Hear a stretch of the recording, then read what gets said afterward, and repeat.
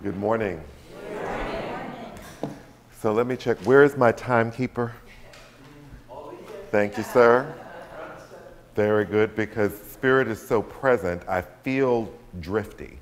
So no, I'm really trying to ground myself because I know this feeling that when Spirit is present like this, it's just kind of easy to kind of go with it, and then you'll never have me back. It's like, yeah, it was worthwhile, but he just kept talking, and it just wouldn't end. And I love God too, but come on. Like,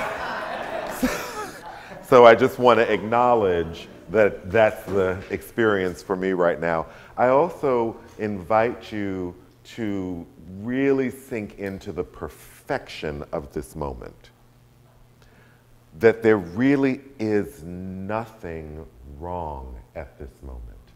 And what I was present to as I was sitting during the meditation, because there's no way that those of us who come as speakers actually know what the songs are going to be, or what the opening prayers are going to be, or what the focus of the meditation is going to be. We don't know. And for each element to have fallen as it has on a day that we're talking about unity, and for the few things that Spirit has given me to say, this is a moment of perfection that I invite everyone to just step into and acknowledge as so. As you know, for those of you who I've not met yet or have not heard my talks, I generally tend to start with the gospel according to Merriam-Webster. Because I find that words are power. We use words to create, and when there is discord or disagreement about words, what words mean, then the discord and disagreement that we experience with one another is usually tracked back to the words that we've said. So in thinking about this theme of unity, Merriam-Webster says a number of things, but these were the ones that I thought most important to share this morning. A condition of harmony. A condition of harmony. So something that has to be maintained. A condition of harmony. The quality or state of being made one, or unification. So again, there's action in this idea of unity, that it is the state of being made one. Not that you automatically are one, but that it's a process. It is something that we engage in. And then a totality of related parts. An entity that is a complex or systematic whole. So it is all of these various components, all of these various pieces working together systematically. They are complex and systematic. So these are the things we know about unity, that it is a condition, it has to be worked toward, and that it is complex. So unity is not easy. It's not something that just kind of happens, except what we see in nature. Because in creation, everything is complex and completely integrated.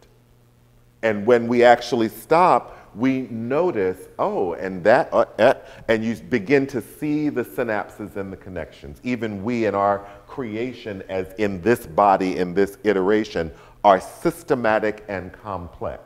And yet the struggle for wholeness, for unity, continues. I titled the talk purposely The Myth of CommUnity, because those two things are not exactly the same, and they have great similarity. And as much as our journey might be around our individual unity and aligning ourselves with the divine, it also is aligning ourselves with each other. Because it is very rarely one of us that can live purposefully in isolation our entire lives. And the isolation is often either the example or the result or the source of that which keeps us from fully integrating with the all, with the Creator. That as much as you may have evolved yourself, if you cannot interact with another human being, your evolution is incomplete. In terms of community, Merriam-Webster says, a unified body of individuals common interests and or characteristics. So common interests, not that you're exactly the same. A social state or condition, again, this idea of a state, a condition that has to be worked toward, where there is joint ownership, not equal ownership, joint ownership, social activities, and fellowship. That's what's present in community. And then society at large. So as much as we might work and struggle and experience greatness in the small communities that we are in, we are part of a much larger community. That there is a community of the society at large, which despite our best efforts, we cannot separate ourselves from. As much as you would like them to go away, they are not going anywhere because they are a part of the society, as are we. So to give some context, and I'd ask you to consider for today a couple of questions. One, are your many parts moving toward being one? Just in your own individual experience and in your individual life, are your many parts, the parts of your psyche, all of your emotions, the parts of your life, are they moving toward being one? Consider, why do you, sitting in your seat, desire community? What is the benefit of community for you? What has it been, and where has it possibly been missing? And finally, what is your contribution to the community? Because communities cannot survive with everybody coming to take. Communities survive when there is flow of both giving and receiving. And if you come to the community only to take, it will not exist very long. And if you come to the community only to give, you will be depleted in short order. So consider those things, and then for context, 3 quotes. And this is where the perfection comes in. So I was sitting on the jitney, which I haven't taken in many months. I've been taking the train. But yesterday, it just turned out that I took the jitney. And I believe purposefully, as we're going into the Queens Midtown Tunnel, I happened to look up to my left and see e pluribus unum. I said, no, I don't know that. I know that expression. What does that mean? Looked it up on my phone. Out of many, one. The day before I'm supposed to come out here and talk about unity, on my way into the Queens Midtown Tunnel, on a bus somebody else is driving, the ambassador though.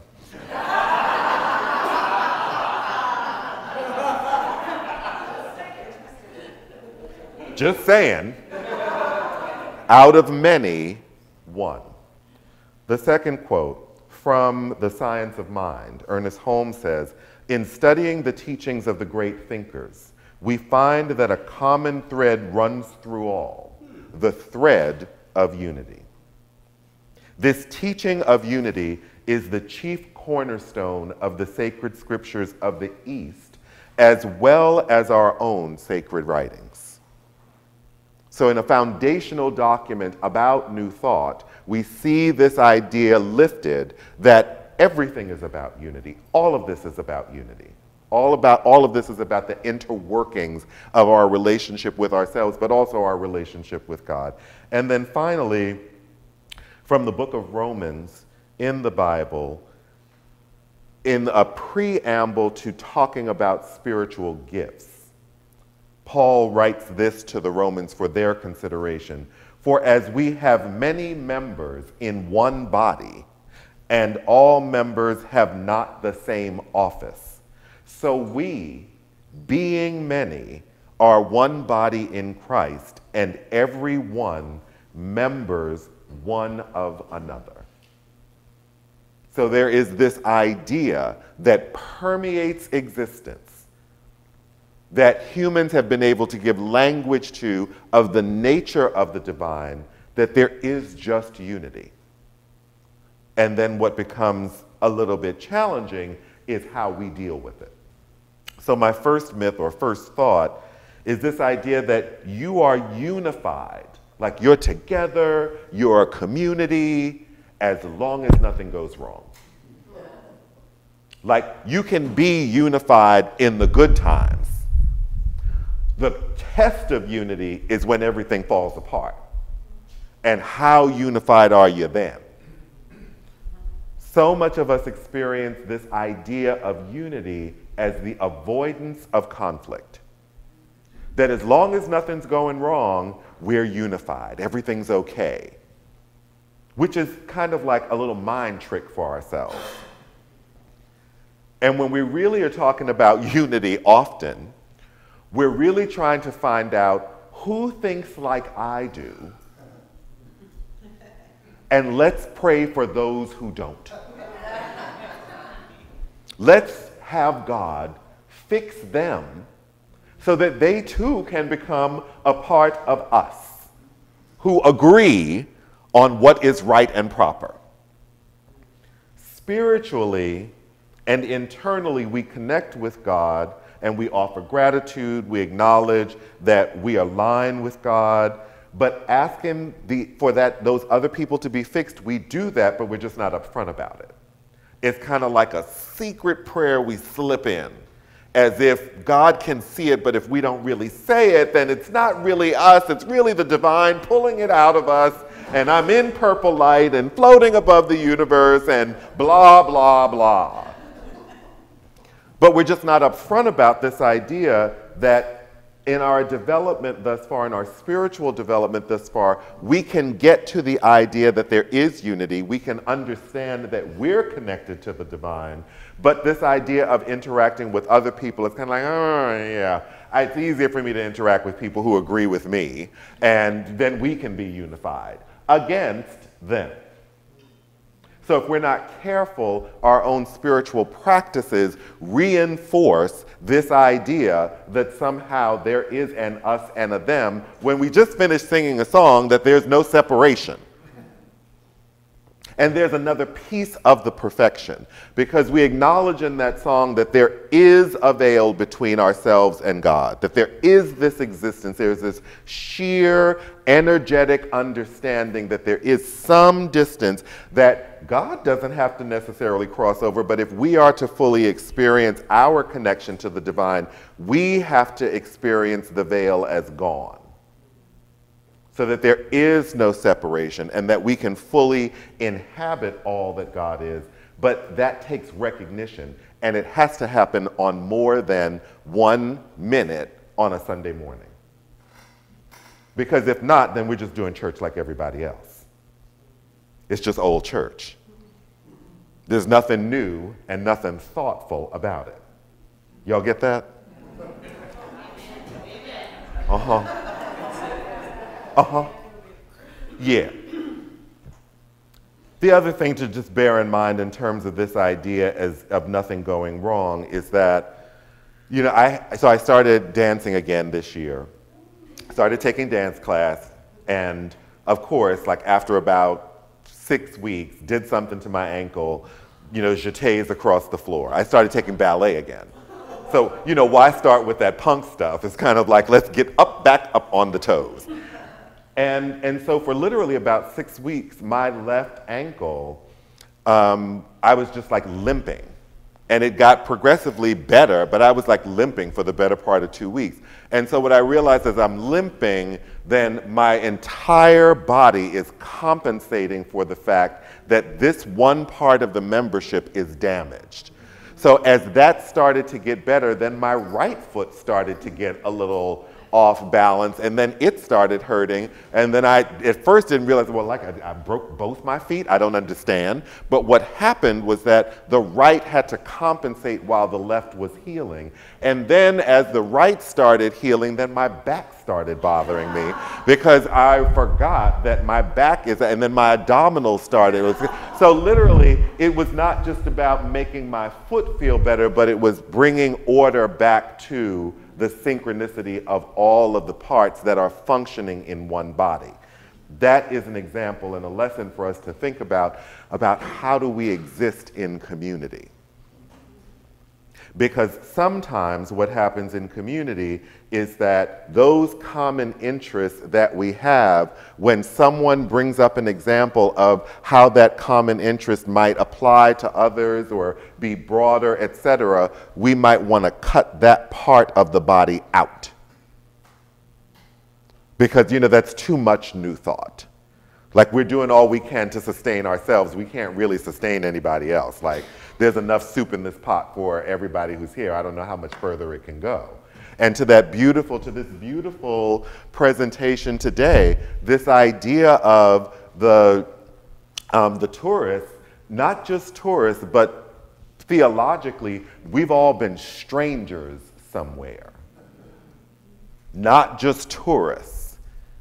And the test has always been, across religious traditions, how do you welcome the stranger? And what is the consequence when you don't? Because in some traditions, the whole city just gets destroyed. It's a little dramatic, but a little apropos. Just saying. So we have some work to do in that regard with honoring our own uniqueness, but in community, acknowledging the uniqueness and the divine expression of all of us.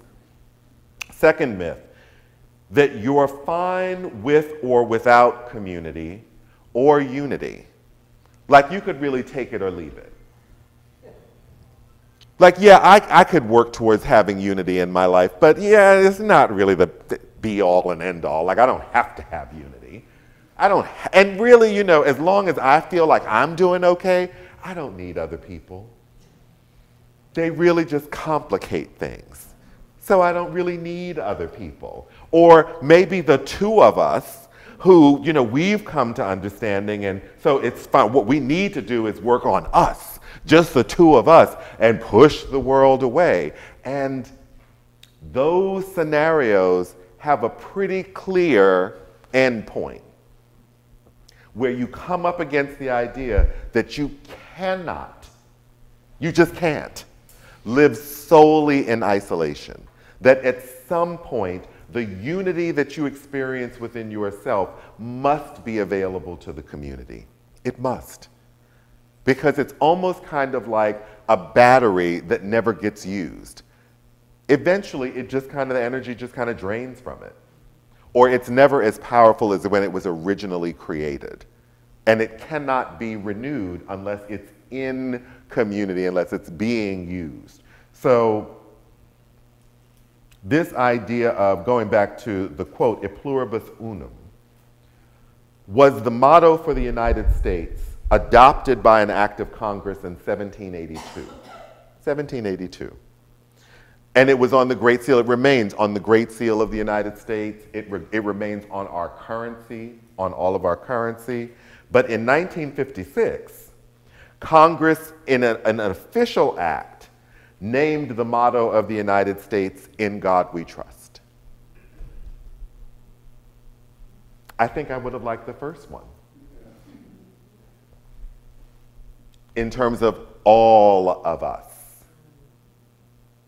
Out of many, one. And in community, in this community, in community and society, where's the fellowship? Where's the kinship? Because you see, we have to work to first understand that we're not disconnected from God, and God is using us, and we are having a purposeful experience with God. But if that's our journey, then those people on the jitney, that's their journey too. Or when they're, on LIE trying to get to the Sunrise Park Highway. Like, all of them and all of us. And in the absence of that acknowledgement, then we kind of reinforce this dream that we're separated and that we're different and that we're entitled to different things because of the nature of our separation.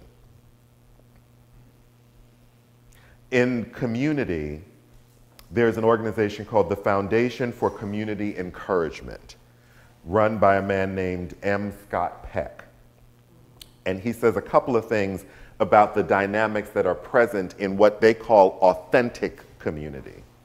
One of them is that both a spirit of peace and an enlivening energy of creative possibility pervades the space. That's one of the examples, one of the conditions that's present in authentic community. And also that the people work together with an exquisite sense of timing, as if they were a finely tuned orchestra under the direction of an invisible celestial conductor. And all of that happens when we acknowledge all that we are in connection to the divine and all that we are collectively, both individually connected and connected together. That there is this symmetry that begins to happen where everything just flows as it should, all parts doing what they are designed to do. It is a wholeness that we seek and search for. Finally, the third myth is that our unity or our community, communal unity, our unity is just for us. Like here. Even the people who didn't make it to service today, it's kind of like they missed out. I have to listen to the recording, hope for the best. But you come in raggedy if you didn't listen to the thing. I don't know if I can help you. It's like a little bit, like community is just for us, or my own unity is just for me, but we are a complex, systematic whole.